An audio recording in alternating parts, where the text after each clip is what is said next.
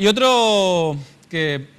organización que también va a hacer esto, y ya tiene más de 10 toneladas de juguetes, es el Hospital de Juguetes precisamente, que va a llevar alegría sobre todo a indígenas del Chaco. Son tantos juguetes que hasta cuesta caminar por la casa. La familia Brugada ahora está reparando las donaciones. Con aparatos especiales los arman parte por parte. Sí, el procedimiento nuestro es juntar primero las donaciones, ¿verdad? Como vas a ver, acá todo va reparado en la mejor condición posible, las ropas desinfectadas, los zapatos desinfectados. La encargada, Ada, no pudo ocultar su emoción al relatar lo que significa entregar obsequios, principalmente a niños y niñas indígenas.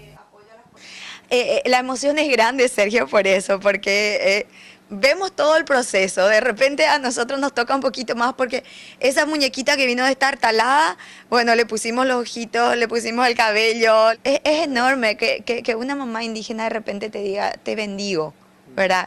Te bendigo, que llegue bien, o gracias, como nos dijeron en alguna oportunidad, esta noche los chicos van a poder dormir tranquilos porque tienen para cenar, ¿verdad? Y eso quiero pedir, por favor, víveres no perecederos.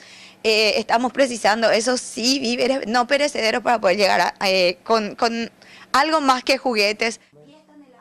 Tu hijo, que ayuda en la puesta a punto de los juguetes, entiende la necesidad de los pueblos originarios y lo difícil que es para ellos organizar una fiesta cada 6 de enero. Ellos usan como zapatos botellitas aplastadas, buscan una cuerda, atan y usan como zapato.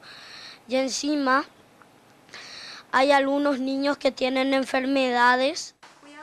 Tienen otros 2 depósitos con más juguetes, así como ropas y calzados. Los kits se alzarán a camiones militares que servirán de transporte.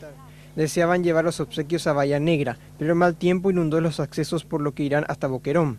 El Ministerio de Salud prevé atención odontológica y oftalmológica. Para las donaciones pueden comunicarse al 0985 21 6405 o a través del Facebook Hospital de Juguetes.